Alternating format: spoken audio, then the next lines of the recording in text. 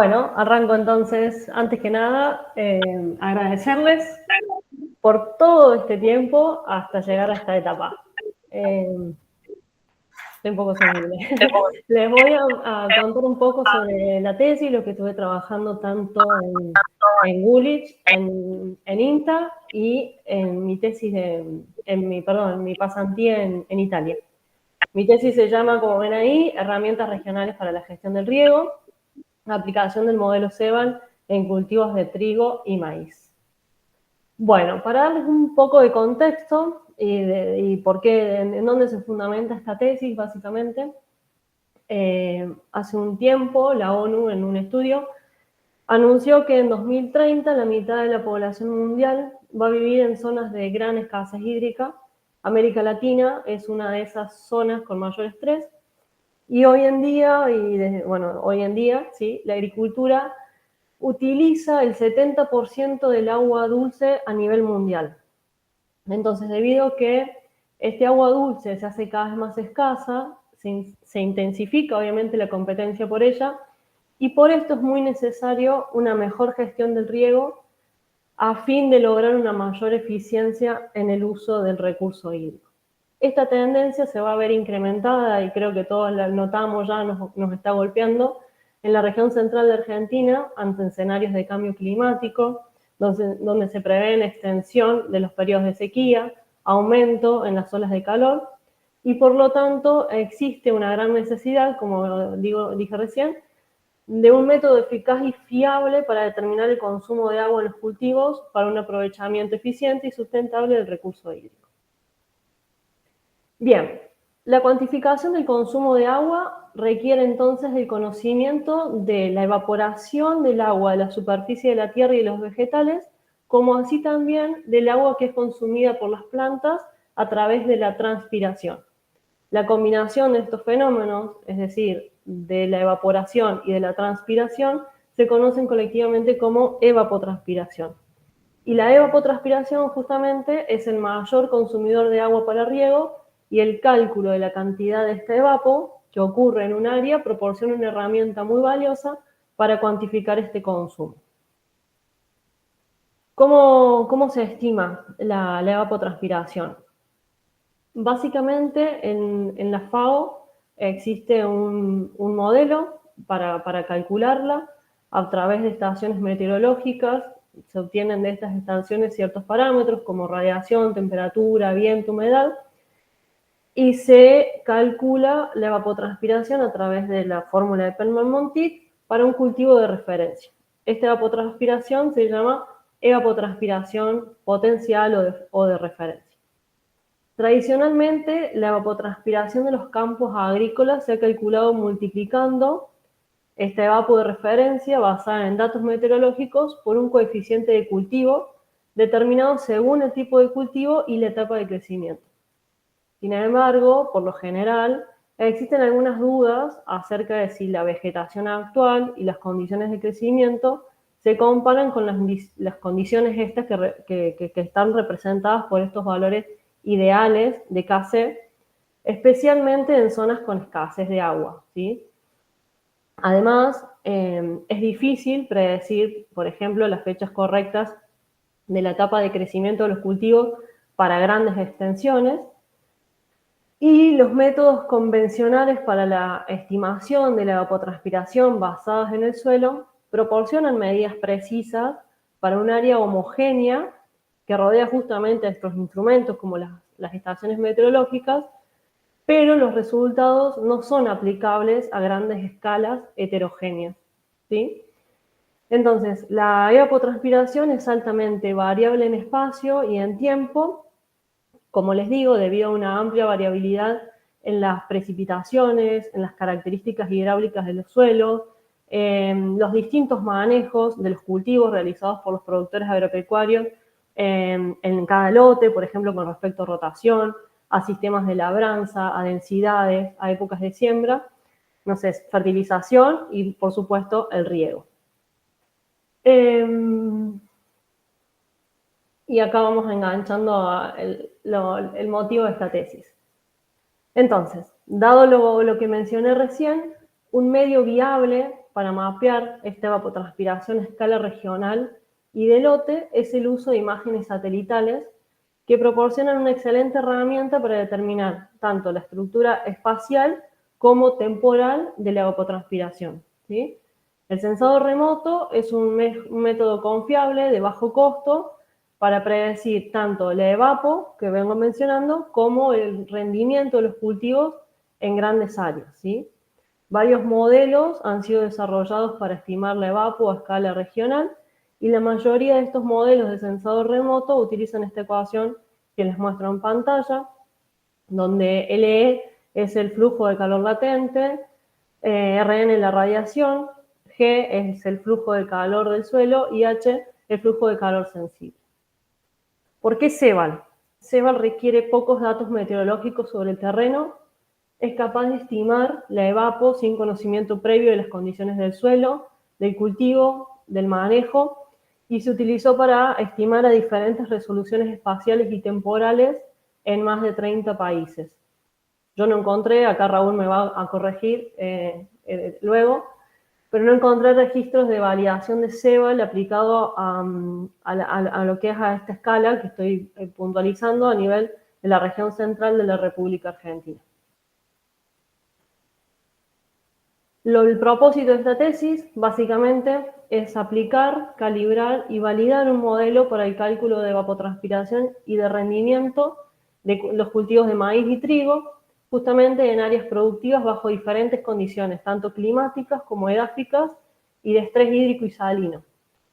Esto fue realizado en lotes de la región pampeana y en los márgenes de la laguna de Venecia en Italia.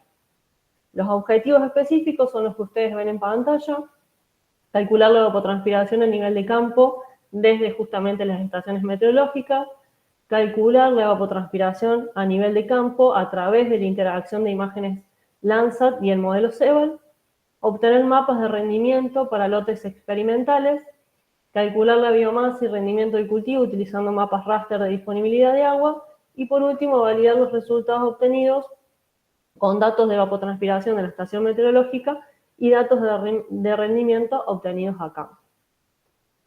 Bueno, para comentar un poquito dónde se estudió y las condiciones de cada área de estudio, como les dije recién, el modelo fue evaluado en 2 regiones y cultivos diferentes, con el fin de analizar el desempeño del modelo en diferentes ambientes, climas, suelos, limitantes, y uno se dio en este lugar, que es en Italia. Es un campo experimental de aproximadamente 21 hectáreas, situado en Cabianca, que está cerca de la ciudad de Chioggia, en los márgenes de la laguna de Venecia, ¿sí? El sitio este está caracterizado por un suelo franco-arcilloso, con la presencia de paleocanales que se ven en la presentación, estas 2 franjas más claras. Y el área está dominada por el cultivo de maíz, que se siembra por lo general a fines de marzo y principios de abril y se cosecha en septiembre, principios de octubre. El otro área de estudio es acá en Córdoba, en la estación experimental de INTA Manfredi, que bueno, está en lo que es la denominada llanura central cordobesa, y se realizó en un lote de trigo de 7 hectáreas, que fue sembrado a principios de junio y cosechado a principios de diciembre, y el suelo se caracteriza por ser del tipo franco-limoso. Respecto a las imágenes satelitales, en las diapos anteriores les mostré específicamente cuáles fueron las imágenes que se tomó de cada sitio. En total se obtuvieron 27 imágenes satelitales Landsat 5 y 7. Las bandas del espectro visible y del infrarrojo cercano y medio se usaron para calcular el albedo y también los índices de vegetación, como por ejemplo NDVI también. Y la banda del infrarrojo térmico fue usada para el cálculo de la temperatura de superficie y el calor sensible. Para aclarar, básicamente, debido a los vacíos de información de Landsat 7, por la falla producida en este instrumento, se consideraron solo las imágenes que cubren el 100% del área para el cálculo de la evapo estacional y del rinde. y los gaps de Landsat 7 no fueron rellenados para evitar justamente alguna incertidumbre adicional respecto al funcionamiento del modelo. Respecto a los datos meteorológicos, entonces CEVAL, además de lo que les conté recién de las imágenes satelitales, también necesita el input de algunos datos meteorológicos como los que están en pantalla: velocidad de viento, precipitación, humedad, radiación solar, temperatura del aire, la evapotranspiración de referencia que les comenté hoy y las características de la estación meteorológica. Los datos estos fueron adquiridos mediante estaciones meteorológicas automáticas que están cercanas a los dos sitios de estudio. Específicamente la de INTA Manfredi está a 400 metros del lote este experimental. Y los datos se utilizaron tanto para el cálculo de CEVAL como también para calcular la evapotranspiración de referencia por el modelo de Penman-Monteith, que describe esta fluctuación de la evapotranspiración día a día, ¿sí? Entonces, la evapotranspiración expresa este poder evaporante de la atmósfera en un lugar y época del año específicos y sin considerar las características del cultivo ni de los factores del suelo. O sea, es a nivel global. Ahora bien, para ir un poquito más en detalle en esto. La evapotranspiración del cultivo, entonces, bajo condiciones estándar, se diferencia de la evapotranspiración de referencia, ya que la cobertura vegetal, las propiedades del dosel y la resistencia aerodinámica del cultivo son diferentes a las del pasto, ¿sí? Entonces, que es como por donde se calcula la evapotranspiración de referencia. Entonces, esta relación entre la evapotranspiración de referencia y la evapotranspiración del cultivo se determina experimentalmente para diferentes cultivos y es conocida como coeficiente del cultivo o KC. En INTA, como les muestro ahí, los valores de KC fueron obtenidos a partir de un software que utiliza INTA que se llama Baiku. Y cuando las condiciones de campo difieren de las condiciones estándar, como en Cabianca, que es un sitio afectado por agua salina, con mucho impacto, se requieren de otros factores para corregir esta evapotranspiración del cultivo.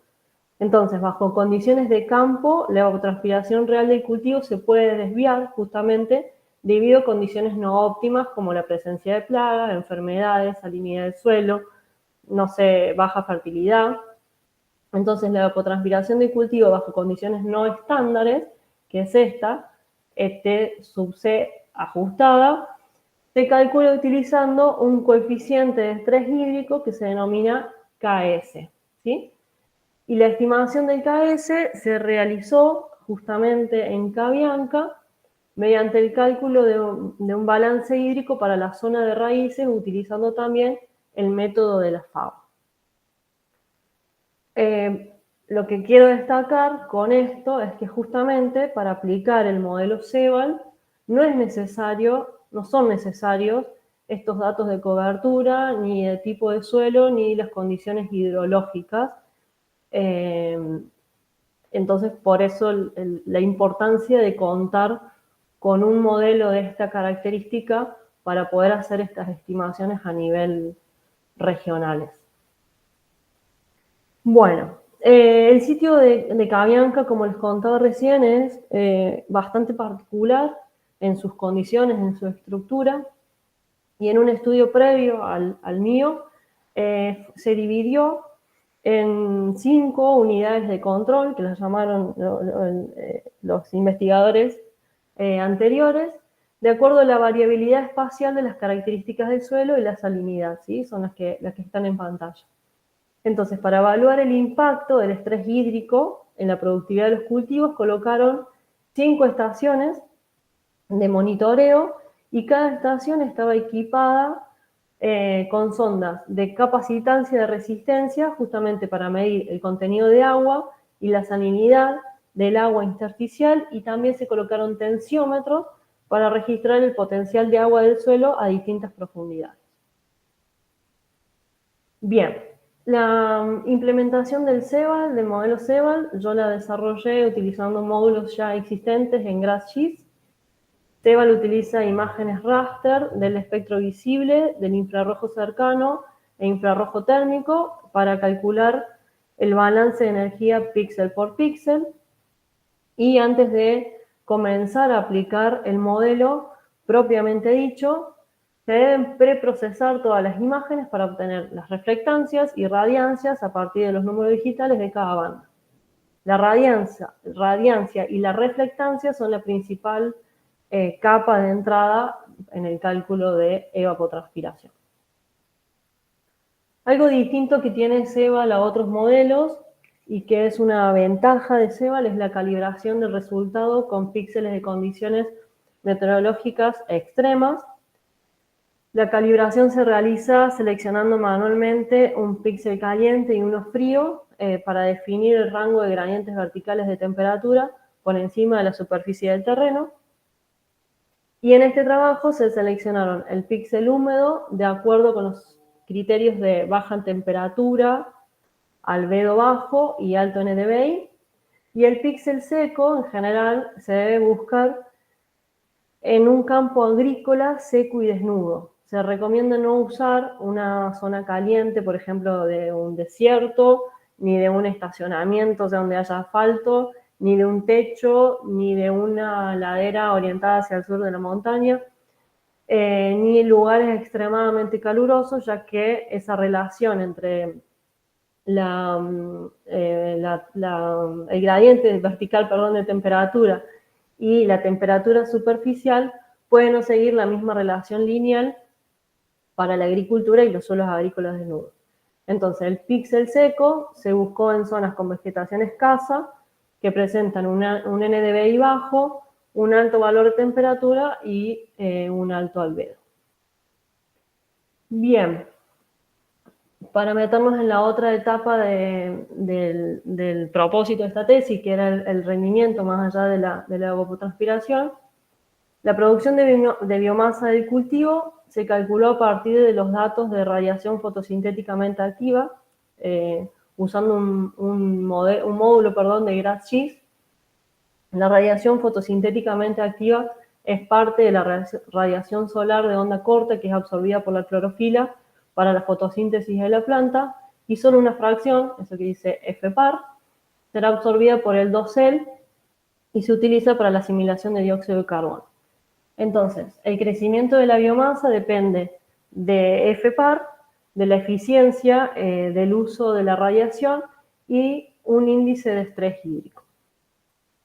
Esta fracción está relacionada empíricamente, como ven en la fórmula, con el NDVI y con la radiación solar entrante diaria, y la fracción puede ser estimada directamente a partir del NDVI. Ahora bien, el rendimiento del grano del cultivo se obtiene multiplicando la producción de biomasa acumulada durante una campaña agrícola con un índice de cosecha, HI, específico para el cultivo. Y en este estudio supusimos un valor constante de 0,4 tanto para maíz como para trigo. Bueno, para ir específicamente a los resultados. La comparación ahí podemos ver la comparación entre la evapotranspiración de cultivo y la calculada por CEBAL para INTA Manfredi en el año 2010. Y lo podemos ver en cada día con el que contamos imágenes, ¿no? La comparación entonces entre la evapotranspiración estimada por el modelo de la FAO, como les conté previamente, para calcular este sub C, esta evapotranspiración del cultivo, y CEBAL, muestran una buena concordancia en INTA para trigo y también en Cabianca para maíz. Sin embargo, tiene una tendencia en general en CEBAL a sobreestimarla, ¿sí? La sobreestimación en este caso, observada en INTA Manfredi, también puede deberse a que los datos de la estación meteorológica son diarios, a diferencia de lo que teníamos en Cabianca, y no horarios, y CEBAL requiere de datos a la hora del pasado del satélite. Y además, para estos DOI que marco ahí, el 290 y 298, se registraron precipitaciones justo entre 2 y 4 días antes, y esto produce una disminución en la radiación y por lo tanto en la evapotranspiración. Entonces, el error encontrado entre CEBAL y la evapotranspiración de cultivo en ambos DOI puede deberse a que la radiación instantánea, por lo planteado anteriormente, tuvo que ser estimada mediante GRAD-GIS debido a la imposibilidad de contar con la de las estaciones meteorológicas, ¿sí? Siendo que la radiación es una de las variables más importantes en el crecimiento del trigo.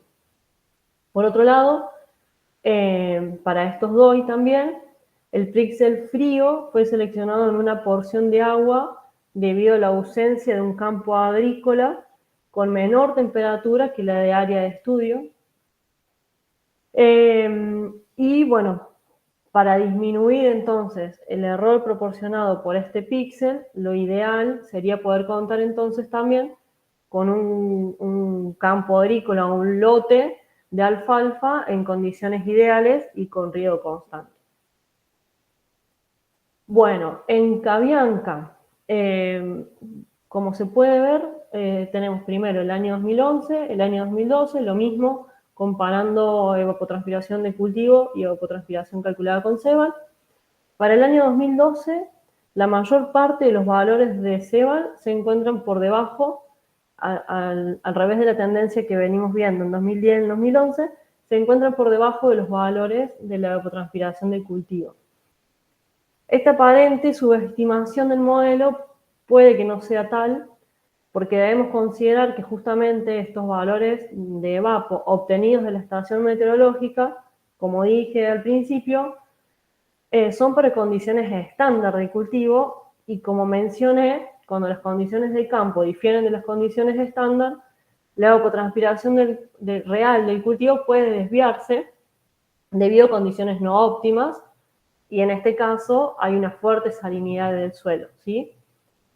Además, tanto para el trigo 2010 en INTA como para el maíz en 2011 en Cabianca, el registro de lluvias fue suficiente para satisfacer la demanda del cultivo sin presentar ningún tipo de estrés hídrico. Eso lo verificamos también con los altos rendimientos obtenidos en ambos sitios. En cambio, para Cabianca, en el 2012, las bajas precipitaciones ocurrieron tanto en la fase vegetativa del maíz, que son los DOI iniciales, 109 a 125, y en las etapas iniciales de panojamiento y ampolla, que son básicamente del 157, 198, que son conocidas por encontrarse dentro de lo que se llamamos estado crítico de crecimiento.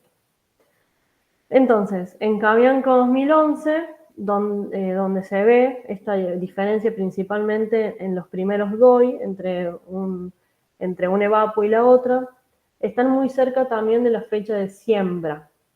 Entonces, esta sobreestimación que vemos de CEBAL también se puede deber al efecto suelo, ya que básicamente en esta etapa se contempla la germinación de la semilla, empieza la emergencia del cultivo, y la selección manual de los píxeles fríos y calientes es algo que le pega a los tres cálculos, ¿sí? Como lo dije previamente, CEBAL tiene un enfoque original en cuanto a la determinación de este gradiente de temperatura usando estos píxeles extremos, pero es subjetivo a la decisión de quién lo realiza, ¿sí? Entonces, esa parte del procedimiento de CEBAL es muy sensible y puede claramente inducir a errores si no se realiza una selección adecuada de estos píxeles, ¿sí? Se demostró en análisis de sensibilidad por otros autores que la selección de píxeles fríos y calientes tiene hasta un 20% de la variabilidad en estas estimaciones de evapotranspiración y se podrían atribuir a estos valores.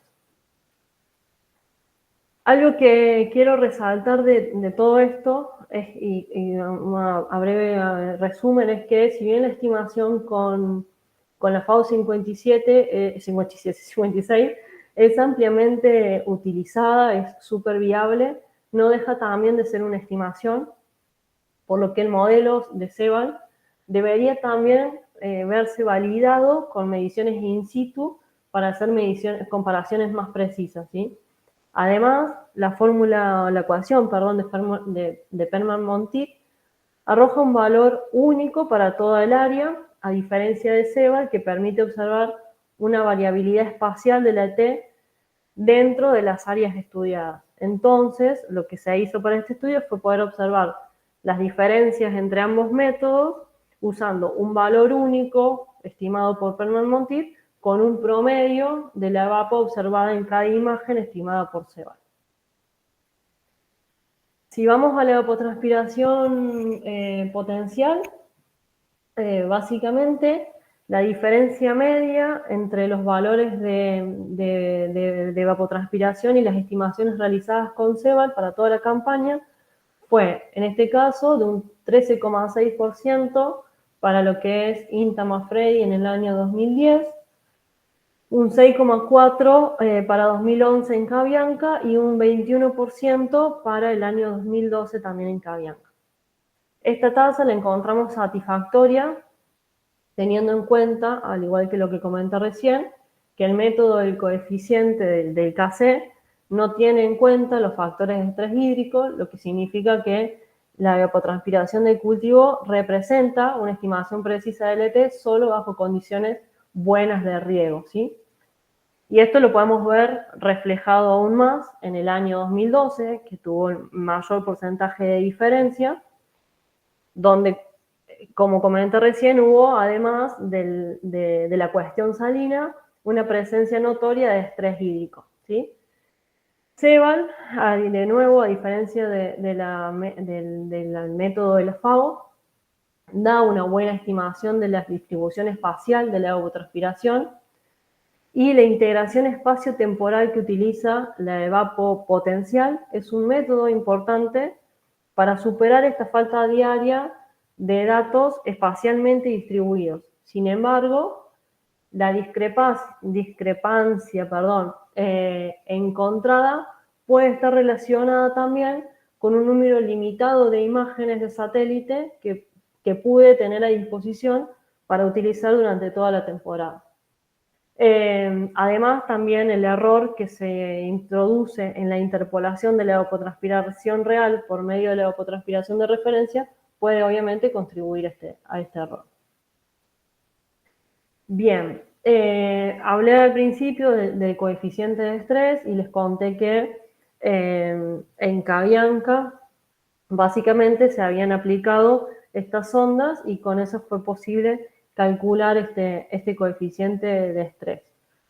Entonces, los errores observados en las 5 estaciones, acá tenemos la B, la D, la E, la A y la C, están desordenadas a propósito.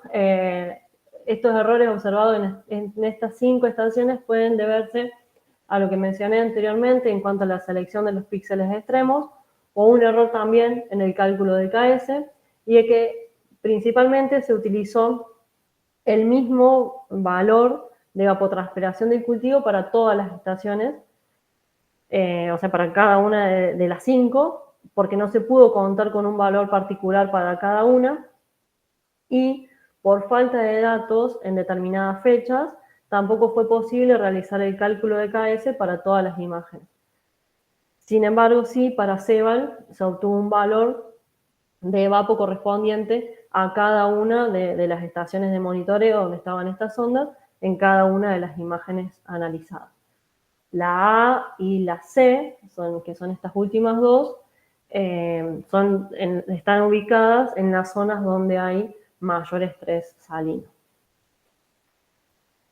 Para pasar a la última etapa, que es la etapa de la parte del rinde y de la validación del modelo calculando el rinde, vemos que el rinde del trigo en 2010 Perdón, me perdí. Acá, el rinde. Ahí vemos, estamos, perdón, en 2011 y 2012. Y tanto en 2011 como en 2012 y 2010, eso les quería decir, tanto para trigo como para maíz, mostró una alta variabilidad dentro de cada uno de los sitios de estudio. En general, como vemos, tanto en 2010, 2012, en 2011, perdón, 2012 y 2010, ocurre al revés, pero yo lo voy a trabajar con más detalle al 2010. En general, van a ver que el modelo CEBAL subestima la productividad de los cultivos analizados, aunque es capaz de capturar la variabilidad interanual, ¿sí? Los datos de RINDE de 2011 y 2012 fueron clasificados también según las 5 unidades de control, que son las que ustedes ven acá, perdón. En cada una de las 5 unidades que les mostré previamente, pudimos calcular tanto el rinde con CEBAL como el rinde real. Y se observaron diferencias significativas entre el CEBAL y el rinde real para el año 2011 y 2012. Sin embargo, en Cabianca el modelo responde mejor en 2012 que en 2012.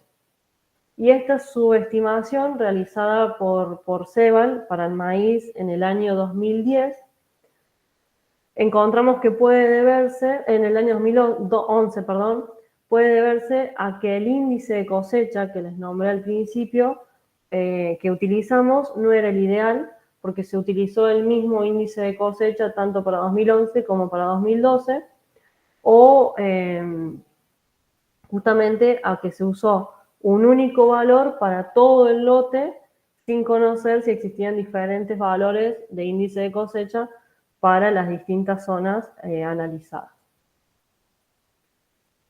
Para 2010, en INTA, lo dejé al final porque es donde el modelo mejor ajustó. Básicamente hay una sobreestimación solo de 500 kilos que fue realizada por CEBAL para el trigo en INTA. Y puede deberse, la explicación que les encontramos, que puede deberse a la sobreestimación de la evapo realizada en el periodo crítico del cultivo, estos dos que nombraba al principio, 290 y 298, debido al cálculo de una mayor radiación simulada que la real, y en cultivos bien manejados, que se desarrollan en campañas caracterizadas por buenas precipitaciones, ausencia de adversidades. El límite superior impuesto a los rendimientos se debe a otros factores diferentes a la disponibilidad hídrica o nutricional, y en gran medida la potencialidad del número de granos se encuentra determinada por las condiciones de radiación y temperatura del periodo previo al periodo crítico. En este caso, el análisis estadístico mostró diferencias significativas entre el rinde real y el calculado por CEBAL en la comparación píxel a píxel que muestra en pantalla, y se observaron dificultades del modelo para la simulación de la variabilidad intralote que están dadas por las diferencias de riego, fertilidad, enfermedades y demás. Pero, como ven, se registraron comportamientos similares entre el rinde estimado y el real. Incluso se marcó la línea de riego y secano similar a lo que sucedió en campo, ¿no? Lo que está establecido en campo. Finalmente, lo que puedo decir de esto es que la diferencia obtenida entre el rinde promedio es despreciable, o sea, estos 500 kilos realmente son despreciables a los fines prácticos del manejo del cultivo, y justamente estos resultados demuestran una grandísima importancia de la aplicación del modelo a nivel regional, considerando que el nivel de precisión podría haberse aumentado incluso con respecto a un lote de 7 hectáreas como en este caso. Bien, para ya ir terminando y que Santi no se nos duerma con la comida, les dejo un poco el resumen de lo que fui charlando. Consideramos que entonces que Ceval es una herramienta viable para calcular la ET y el rinde a escala de lote, que la aplicación de este modelo, como mencioné, es necesario que se valide con mediciones a campo utilizando métodos directos, disímetros, tanque vaporímetros, lo que sea. La versatilidad del modelo ante la ausencia de datos de suelo plantea un uso potencial en áreas donde la cartografía es limitada, tales como las áreas semiáridas, donde cada vez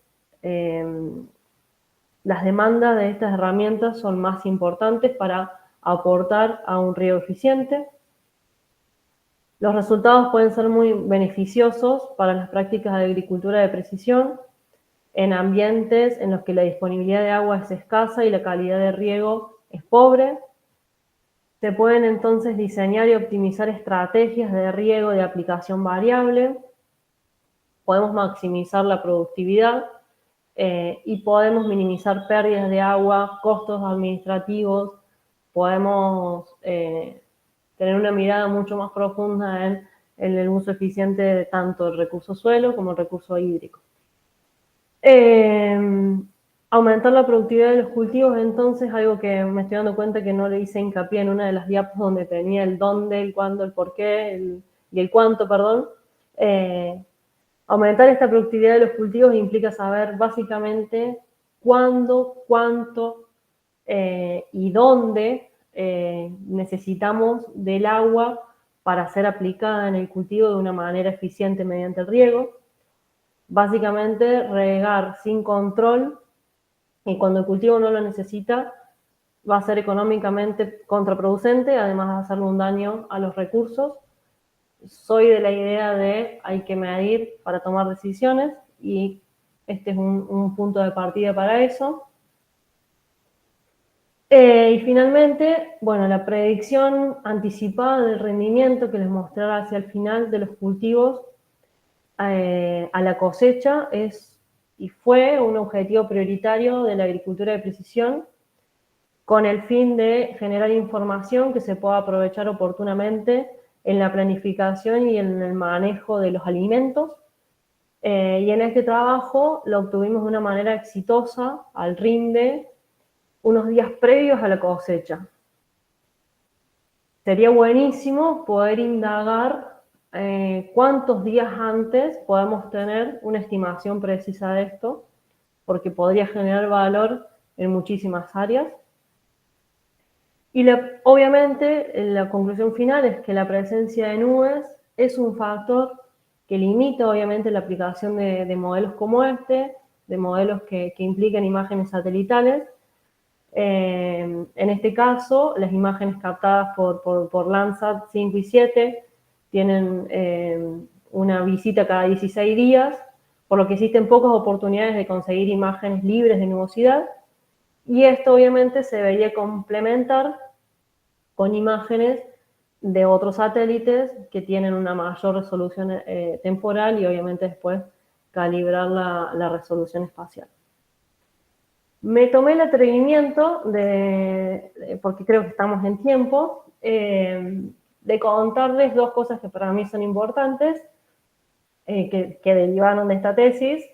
Una es un paper, y estoy sensible, un paper en Remote Sensing que fue publicado al tiempo de terminarla, de poder hacer todos los análisis. Y lo más importante para mí es esto que les dejo, que deriva de la tesis. En la empresa donde estoy trabajando, empecé a trabajar en el 2017. Éramos 3, que se lo contaba a Raúl recién, 3 fundadores, 2 empleados más. Ingresé yo, bióloga, doctora en biología, que ingresé también porque había un subsidio del Estado que necesitaba doctores, mano de obra calificada para trabajar en empresas. Y me abrió las puertas la maestría y fundamentalmente esta tesis. Acá les dejé la página para que vean de qué se trata Equilimo, pero básicamente es una plataforma, un software que usa imágenes satelitales, Landsat, MODIS, Planet, Sentinel, utiliza Big Data justamente para hacer recomendaciones de riego.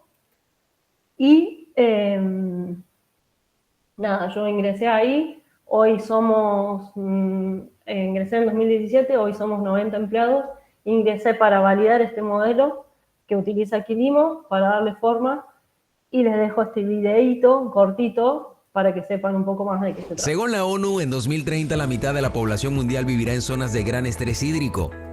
América Latina es una de las regiones con mayor estrés hídrico. México tiene escasez de agua en casi el 70% de su territorio. Chile y Argentina sufren su peor sequía en casi un siglo. Hoy en día la agricultura utiliza el 70% del agua dulce a nivel mundial. Además, hay una baja eficiencia de riego, por lo que mejorar la gestión del agua en la agricultura se convierte en algo esencial. Es por esto que Quilimo creó una plataforma SaaS que envía a los agricultores recomendaciones de riego personalizadas derivadas de datos satelitales y meteorológicos con el fin de mejorar la eficiencia en el uso del agua. ¿Cómo funciona? Los agricultores añaden la información básica del campo al comienzo de la temporada: tipo de cultivo, forma y ubicación del campo y estado hídrico inicial. Con esa información recogemos los datos climáticos de todas las estaciones meteorológicas disponibles públicamente y los fusionamos con los datos geoespaciales de una combinación de múltiples satélites. De este modo podemos calcular para cada campo la cantidad de agua perdida por evaporación más el agua transpirada por el cultivo. Esto se conoce como evapotranspiración real. A lo largo de la temporada, los agricultores añaden los datos de lluvia y riego a través de nuestra aplicación móvil o sitio web, o pueden conectar sus dispositivos actuales de recolección de datos del campo para introducir esta información automáticamente. Nuestra tecnología no requiere hardware en el campo, ya que utiliza Big Data para modelar la evapotranspiración campo por campo. Estos datos específicos de cada campo permiten a los agricultores tomar decisiones de riego que se ajustan a las necesidades de los distintos lotes y cultivos de forma individual. Con Quilimo, los productores pueden controlar sus cultivos, complementar sus decisiones con información personalizada, mejorar la productividad y alcanzar los objetivos de sostenibilidad. Quilimo, transformando el valor del agua en la producción de alimentos. Bueno, espero que se haya escuchado. No validé que esto sucediera, así que espero que sí. Con esto quería mostrarles el real sentido que cobró la tesis y la maestría para mí. Con eso, perdón, les agradezco muchísimo por el tiempo y por todo todos los años que venimos con esto. Gracias.